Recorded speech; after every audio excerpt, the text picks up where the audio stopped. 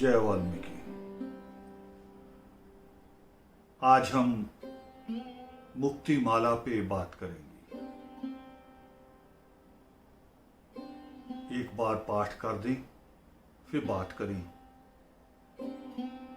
शुरुआत होती है आदि वाल्मीकाय नमो नमः। आदि वाल्मीकाय नमो नमः।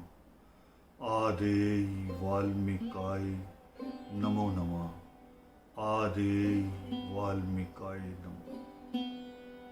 वह अक्षर का वास है, ल में लोक परलोक। म मन में जो खोजता, क कर देता मोक्ष। लेकर मन के चार ये धागा ध्यान लगाएं। श्रुति शब्द को मेल कर तुमरा दर्शन पाए। वह अक्षर का वास है, ल में लोक परलोक। म मन में जो खोजता, क कर देता मोक्ष। लेकर मन के चार ये धागा ध्यान लगाएं। श्रुति शब्द को मेल कर तुमरा दर्शन। मोक्षवान गुरु वाल्मीकि की जय। जगत पिता वाल्मीकि की जय। आदि धर्म की जय। आदि तीर्थों की जय। आदि धर्म के सभी महापुरुषों की जय। जो बोले सो निर्भय, सृष्टि करता वाल्मीकि दयावान की जय। आधर्म प्रेमियों, इसका जो नाम है मुक्ति माला, यानी एक तरफ मुक्ति, आजादी, लिबर्टी, एक तरफ माला, माला जो बंधी होती है, परोई हुई होती है, जिसमें सारे फूल या सारे मोती उसमें बांध के रखे गए होते हैं। और दूसरी तरफ शब्द है लिबर्टी, आजादी, मुक्ति। ये दोनों शब्द हम पहली नजर से देखते हैं, सरसरी नजर से, तो लगता है कि अपोजिट है, एक दूसरे के से अलग है, विपरीत है, उल्ट दिशाओं में है। मगर यही तो कुदरत है, यही कुदरत है, यही उसका स्वभाव है, यही स्वभाव हमें मिला है। हम अपने परिवार, अपनी दुनिया, अपने संसार, अपने समाज, उससे जुड़े भी रहना चाहते हैं एक माला की तरह, और बहुत बार आजादी भी चाहते हैं, कभी खाने की, कभी बोलने की, कभी पहनने की, ये चीजें भी हम चाहते हैं। और छोटी सी एक मिसाल से आगे बढ़ेंगे कि जब छोटा बच्चा होता है, मगर थोड़ा एक्टिव होने लगता है, जब हाथ पांव चलाने लगता है, तो जिद करता है गोद से उतारो। चलना नहीं उसने सीखा अभी, मगर जिद करता कि कभी कभी मुझे उतारो, छोड़ो मुझे, और आप उतार देते हैं नीचे। फिर वो इधर उधर जाने लगता है, हाथ पांव चलाते चलाते, लुढ़कते लुढ़कते जाता है। मगर थोड़ी देर के लिए आप चुपचाप उस कमरे से बाहर आ जाओ, उस बच्चे को दिखाई ना दो, रोने लगेगा।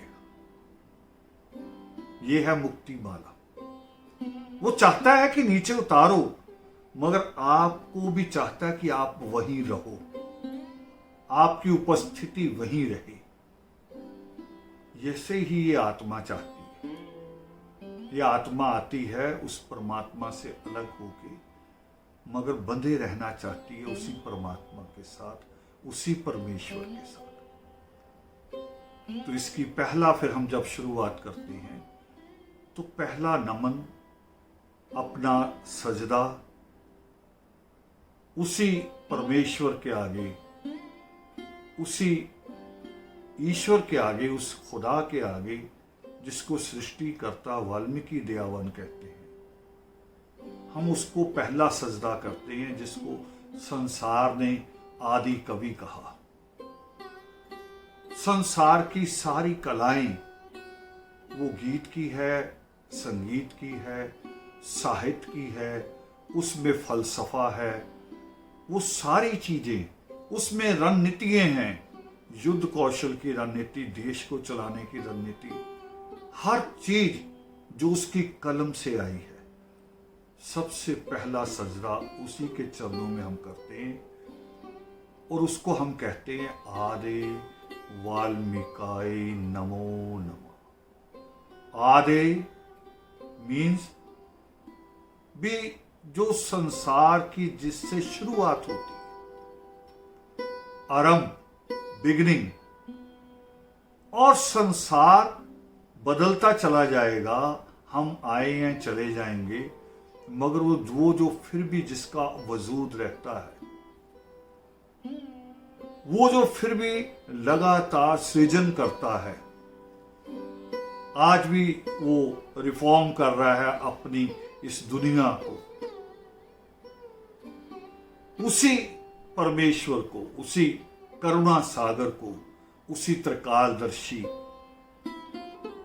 सृष्टिकर्ता वाल्मीकि दयावान को हम कहते हैं कि पहला नमन आदे वाल्मीकाय नमो नमः, कि वो परमेश्वर जिसको गुरु नानक देव कहते हैं कि एको सिमरिए नानका जो जल थल रहा समाए, दूजा काहे को सिमरिए जो जम्मे ते मर जाए। करे वो पूजा के लायक नहीं है, वो हमारे सजदे के लायक नहीं है, जो हमारी तरह जन्म लेता है, मृत्यु को प्राप्त होता है। हाँ, हम बड़ों का आदर करते हैं, पिता का करते हैं, पिता के पिता का करते हैं, पिता तुल्य लोगों का करते हैं, माँ का करते हैं। माँ जैसी जितनी भी हमें नजर आती हैं, वो हमारी टीचर हो, हमारी सहयोगी हो, जिससे हम कुछ सीखते हैं। जहाँ हमें मातृत्व दिखाई देता है, जहाँ करुणा दिखाई देती है, वहाँ हम उनको सजदा करते हैं। तो वो तो परम पिता है, तो पहला सजदा उसको करके फिर आगे बढ़ते हैं उसके रहस्य को समझने के लिए। ये कोई मंत्र नहीं है, कोई किताब, जो कोई ग्रंथ है, उसको ग्रंथ कहें, उसको पाक पवित्र किताब कहें, वो अपने आप में एक सत्य का वजूद नहीं रखती, सत्य का प्रतीक है, सत्य की तरफ इशारा है, सच की तरफ इशारा होती है। जैसे साइन बोर्ड लगा मिलता है हमें, साइन बोर्ड चाहे रोड का हो, चाहे हमारे स्कूल के अंदर का हो। स्कूल के अंदर के साइन बोर्ड बताते कि लाइब्रेरी इस साइड है और जो बच्चों के क्लासरूम इस साइड है, प्रिंसिपल का ऑफिस इस साइड है। मगर वो साइन बोर्ड है, वो प्रिंसिपल का ऑफिस नहीं है, ऑफिस अलग है, उससे आगे बढ़ना पड़ेगा। इसी तरह से ये जो बनाई जाते हैं फलसफे, परमेश्वर के रहस्य को समझने के लिए और समझने के बाद उस पर चलने के लिए, ये केवल प्रतीक मात्र है, दिशा सूचक है, इशारा करते हैं हमें उस सच की तरफ, उस सच के रास्ते की तरफ। मगर रास्ता तय हमें खुद करना है, वो अपने पांव खुद चलाने हैं, उस दिशा में बढ़ना खुद। तो इसमें पहला हम बोलते सजदा करने के बाद कि वह अक्षर का वास है। क्या है? वह कह रहा है, वह अक्षर का वास नहीं है, वह कह रहा है, वह से केवल हमें समझाने के लिए, हमारी बुद्धि में डल जाए आसानी से कोई चीज। इसी तरह से तो अक्षरमाला भी बनी है ना पूरे नितनेम में, 48 अक्षरों की, उसमें सारे अक्षर हैं। अभी तो ये 4 हैं, उसमें सारे अक्षर हैं, मगर वो सारे अक्षर हमें समझाते हैं, आगे बढ़ाते हैं। तो वह के माध्यम से, वह के मार्फत हम आगे बढ़ते हैं कि अक्षर का वास है। अक्षर कौन? अक्षर कहते हैं कि जिसका कभी नाश ना हो। अक्षर, क्षर मैंने नाश, जो समाप्त हो जाए, जो मिट जाए। तो अक्षर का मतलब जो अमर है, जो अविनाशी है, जो हमेशा बने रहने वाला है, जो बने रहने वाला है, उसको हम कहते हैं अक्षर, अमर, अजर। तो उसी को कहा कि पूरे संसार में उसी का वास है, लोक में भी, परलोक में। जहां हम आज हैं इस संसार में, इंसान के रूप में, इस बशर के रूप में, और बाद में जब खाक में मिल जाएंगे तब भी हम उसके चरणों में जाएंगे। तो उस परलोक में भी वही है और इस लोक में भी वो है। और हमें कहां मिलेगा? हमें मिलेगा जब हम अंतर्मन में जाएंगे, बाहर नहीं है। कबीर साहब ने कहा ना कि मोको कहां खोजो रे बंदे, मैं तो तेरे अंदर रे। वो अंदर है, वो भीतर है। जब हम कहते हैं कि ये आत्मा है, ये रूह है, तो आत्मा कहां से आई? परमात्मा से। बारिश की बूंद कहां से आई? सागर से। हमें दिखाई देती बादल से आई, बादल सागर से उड़ा है, वहीं से पानी गर्म हुआ, उड़ा। हम सब वहीं से चलते हैं और वहीं पहुंच जाते हैं। फिर अगला अक्षर आता है कि क कर देता मोक्ष। हमने 3 ले लिए हैं। वह अक्षर का वास कहां? लोक परलोक में खोजेंगे। मां कहता, मां मन में जो खोजता, तीनों ले लिए हैं।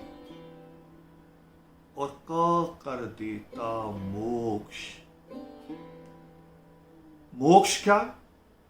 मोक्ष कोई ऐसी चीज नहीं है जैसी पंडा कहता है, पंडित कहता है कि शायद कोई आदमी स्वर्ग में चला जाता है, उसको मोक्ष कहते हैं। पूरे शरीर समेत चला जाता है शायद। मगर ऐसा कोई आज तक कोई ऐसा हादसा पूरे संसार में कोई रूबरू हुआ जिसको हम कह सके कि ये डॉक्यूमेंट्री बात है, दस्तावेजी है, इसके सबूत हैं, लोगों ने देखा है? हुआ? ऐसा कुछ नहीं है। स्वर्ग और नरक और कुछ नहीं। ऐसा कुछ नहीं कि जहां किसी स्वर्ग में आदमी मोक्ष के बाद वहां चले जाता है। ये केवल एक पंडे की दुकानदारी थी। उस दुकानदारी से हमें लूट रहा था लगातार, स्वर्ग की लालच दे दे के, पाप से डरा डरा के। पाप और पुण्य का फैसला भी कोई कौन क्यों करेगा? हम ही देखिए ना कैसा होता है। 2 लोग लड़ते हैं, पुलिस उनको पकड़ती है, पुलिस भी फैसला नहीं करती। पुलिस फिर अदालत में पेश करती है और अदालत में बैठा जज भी 1 मिनट में फैसला नहीं करता। वो उनके वकीलों की मार्फत सुनता है। वो उनके द्वारा, वकीलों के द्वारा बात को समझने की कोशिश करता है, फिर वो फैसला देता है। मगर पाप पुण्य का फैसला हम या खुद ही कर लेते हैं या एक पंडा कर लेता है, कुछ पैसों में ही फिर पाप को पुण्य में बदल भी देता है। मोक्ष वो नहीं है। अगली लाइनों में आएंगे कि लेकर मन के चारे। अब ये 4 मनकों पे भी बड़ा एक भ्रम है, अभी तक समझे नहीं है हमारे साथी।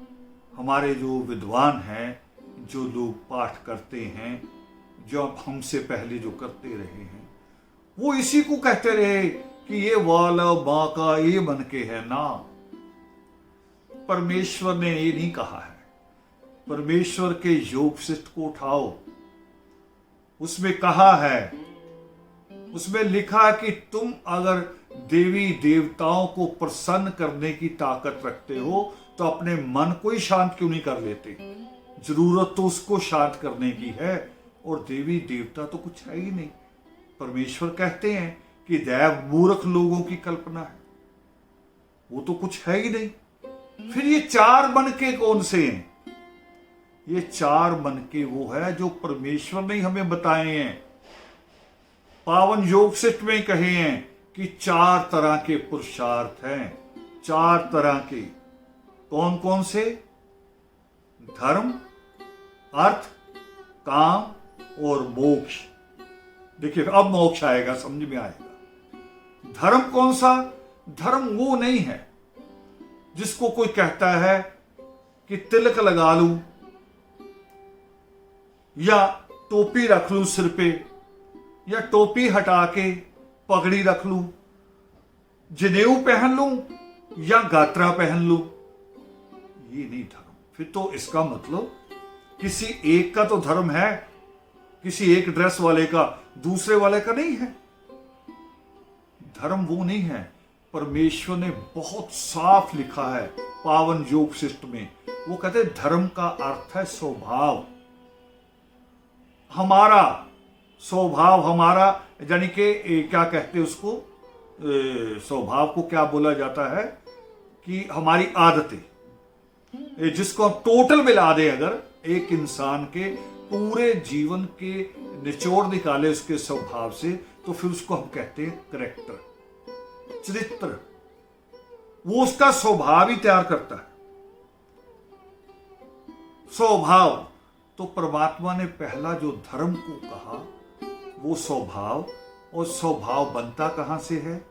मां से, दादी से, बुआ से, नानी से, मौसी से, फिर दादा, कोई बड़ा है और, या पिता है, चाचा है, मामा है, और ये हमारा स्वभाव तैयार करते हैं जब तक हम गोद में हैं। जब चलने लायक हो जाते हैं, फिर साथ के पड़ोसियों के, जिन मित्रों के साथ खेलते हैं, फिर वो हमारे स्वभाव पे कुछ असर डालते हैं। कुछ लफ्ज वो देते हमें, जो लफ्ज हमने सीखे नहीं होते वो देते हैं।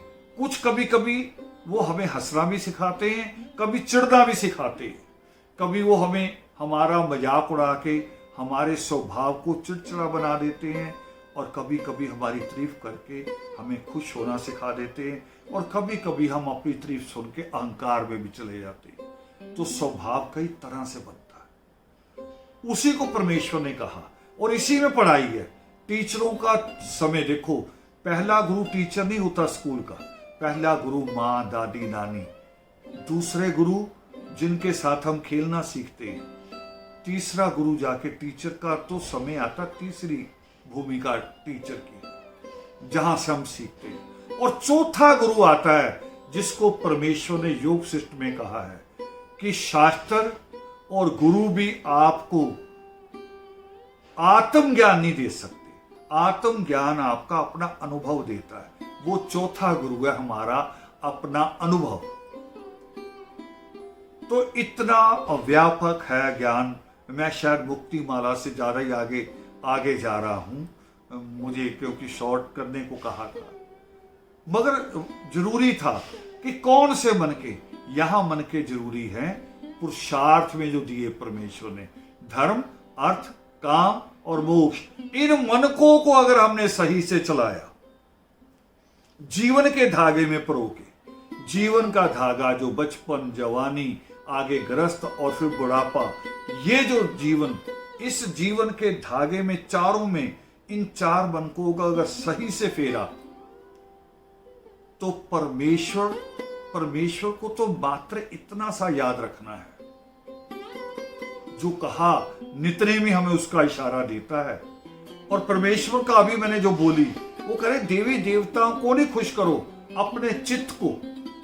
और नित्य में हमें कह रहा है कि मधु का अर्थ सुरा है, सुरा नाम की रूप, नाम नशा निश दिन रहे।